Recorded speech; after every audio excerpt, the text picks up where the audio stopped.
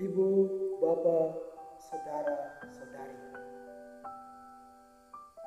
selamat berjumpa lagi dalam Mutiara Kasih edisi Minggu Prapaskah yang ketiga tanggal 8 Maret 2026. Mengawali permenungan kita di hari ini, mari kita tunduk kepala di hadapan Tuhan untuk berdoa. Dalam nama Bapa dan Putra dan Roh Kudus. Amin. Allah Bapa yang Maha Baik, kami bersyukur atas rahmat-Mu, atas cinta-Mu yang senantiasa mengalir dalam seluruh pergumulan hidup kami. Pada kesempatan ini kami mohon rahmat-Mu ya Bapa. Semoga Engkau mengutus Roh Kudus-Mu turun atas diri setiap kami, agar dapat membuka hati dan pikiran kami untuk mendengarkan firman-Mu, agar kami juga dapat mengikuti teladan Tuhan kami Yesus Kristus yang siap merendahkan diri untuk berjumpa dengan siapa saja. Inilah doa yang kami persembahkan kepadamu Bapa, dengan pengantaran Kristus Tuhan kami. Amin.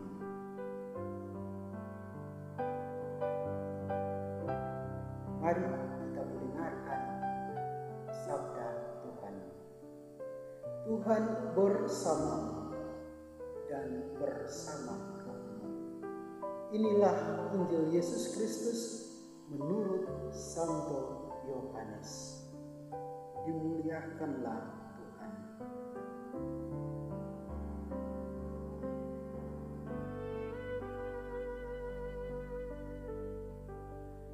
Sekali peristiwa, sampailah Yesus ke sebuah kota di Samaria yang bernama Sikar, dekat tanah yang dahulu diberikan Yakub kepada Yusuf.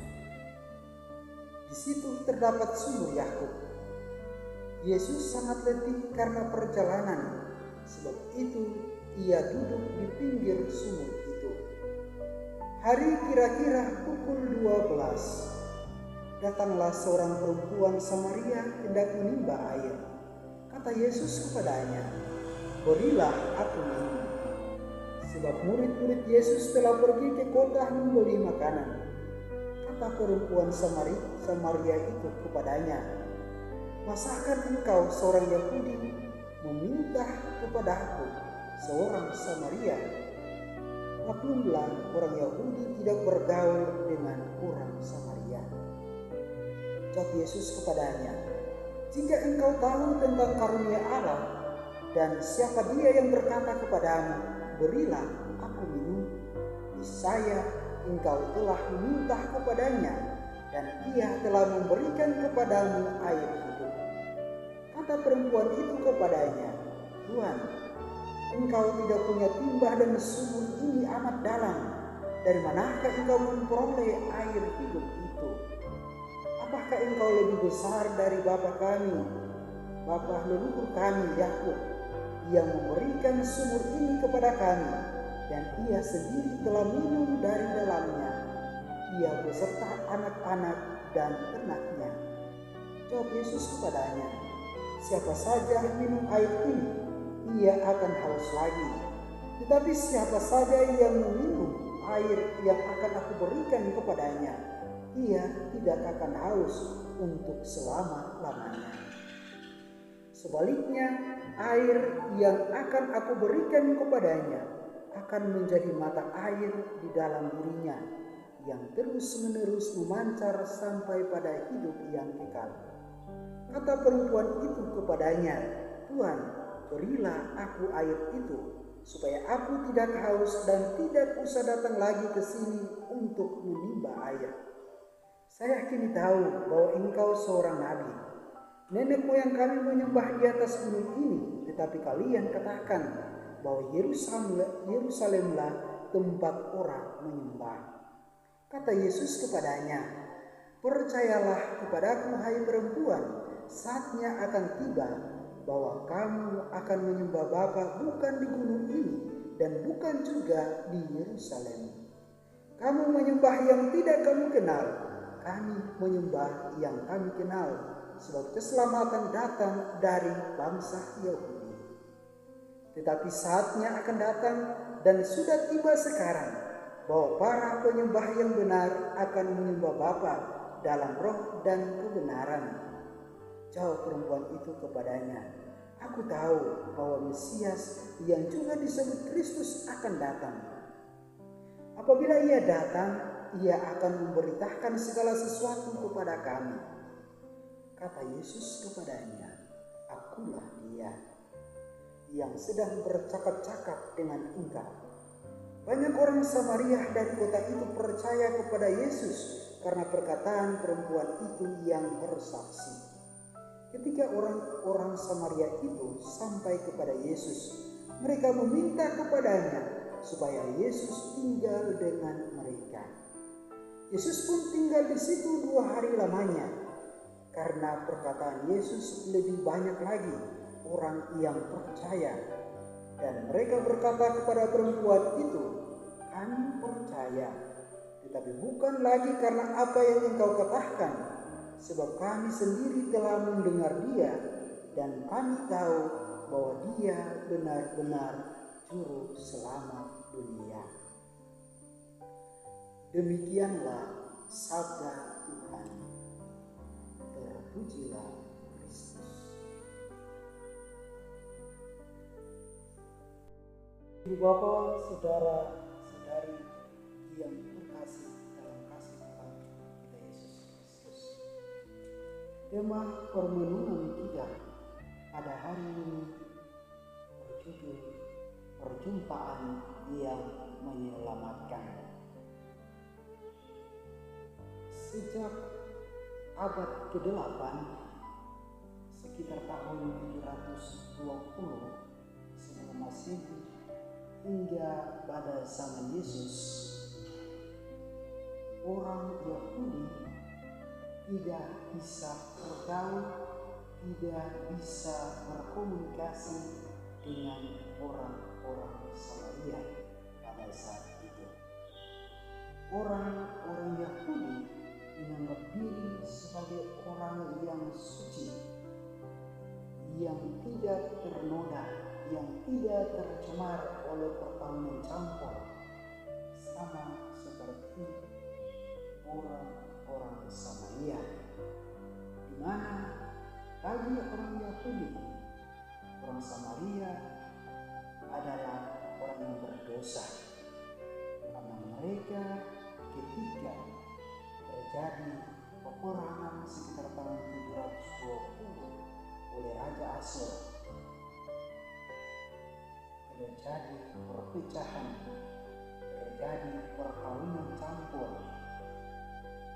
dengan suku Israel pada saat itu, suku Israel pada saat itu.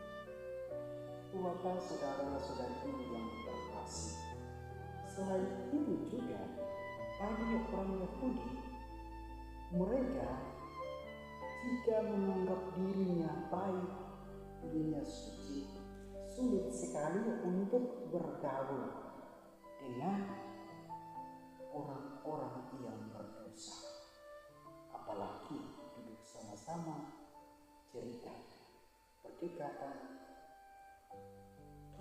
dan lain sebagainya. Makanya tak heran dalam bacaan Injil yang telah kita dengarkan bersama, perempuan Samaria ini yang berjumpa dengan Yesus di Sumur Yakub menanyakan pertanyaan yang cukup janggal di hati kita. Ia mengatakan, masakan engkau seorang Yahudi datang meminta minum kepada saya seorang Samaria? Kan tidak boleh. Kenapa? Bapak, saudara-saudari yang terkasih, Yesus dalam bacaan Injil yang telah kita dengarkan, yang telah dikisahkan oleh penginjil Yohanes, dia mau menunjukkan kepada kepada setiap kita bahwa keselamatan itu bukan hanya untuk orang-orang Yahudi saja. Keselamatan itu bukan hanya untuk orang-orang yang suci saja, orang-orang yang selalu ada dalam bait Allah saja. Tetapi bagi Yesus, keselamatan itu adalah universal. Yesus dalam pewartaannya, dia bukan hanya mengungkapkan dengan kata-kata indah, dengan suara-suara yang menyuguhkan hati, tetapi lebih daripada itu, Yesus dia datang secara langsung, berjumpa, bertatapan muka secara langsung, dari muka ke muka, berdialog, bertanya jawab. Dan puji Tuhan, dalam dialog antara perempuan Samaria dan Tuhan Yesus terjadi perubahan. Perempuan Samaria bertobat dan menjadi percaya. Bukan hanya dia, tapi dia juga menyampaikan kabar baik itu, menyampaikan keselamatan itu, sang Mesias itu kepada orang-orang Samaria.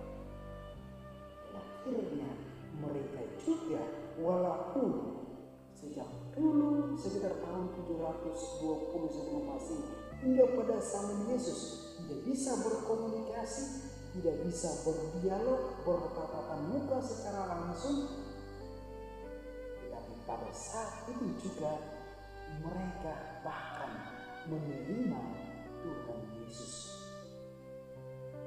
Bukan hanya menerima saat itu, tetapi mereka menawarkan supaya Yesus bersama-sama dengan mereka selama 2 hari. Bapak, saudara-saudari yang kasih dalam kasih Tuhan Yesus Kristus. Lalu apa yang perlu kita dapat dalam perlindungan kita belajar dari Yesus? Kita merendahkan diri, meninggalkan status kita, meninggalkan egoisme kita, meninggalkan kesempurnaan kita, untuk mau berjumpa dengan siapa saja tanpa terkecuali, mau untuk berdialog, mau untuk berkomunikasi secara langsung, bukan hanya dalam bentuk kata-kata, tetapi lebih daripada itu dalam tindakan nyata. Karena dengan sentuhan kata-kata dan tindakan kepada orang-orang yang membutuhkan uluran tangan dari kita, kepada orang yang merasa diri dijauhkan karena perbuatan-perbuatan, tindakan-tindakan, perkataan-perkataan di masa lalu, sehingga mereka dijauhkan, orang-orang itulah kita datang untuk pintu hatinya, untuk bercakap-cakap, berdialog-dialog.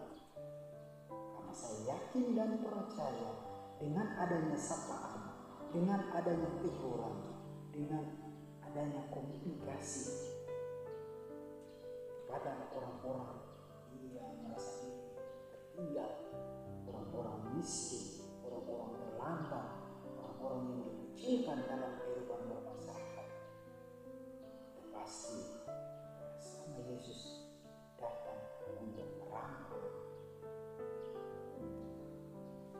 membimbing dia, untuk mengarahkan dia, bukan hanya dalam bantuan berupa material, tetapi juga dalam bantuan tentang kemanusiaan persaudaraan. Diberkati kita. Amin. Marilah berdoa. Allah Bapa yang Maha Pengasih dan Maha Penyayang, kami bersyukur kepadamu atas anugerah serta pensabar yang telah kami limpahkan pada hari ini. Kami mohon kuatkanlah kami dalam iman akan Yesus Kristus Putramu, Sang Sumber air hidup. Semoga dengan mengimaninya kami dikuatkan pula dalam pengharapan akan kehidupan abadi yang Ia janjikan, dan turut serta mengikuti teladannya untuk selalu membuka hati untuk turun menutup pintu hati setiap orang yang kami jumpai, baik dalam tugas dan karya pelayanan kami. Kristus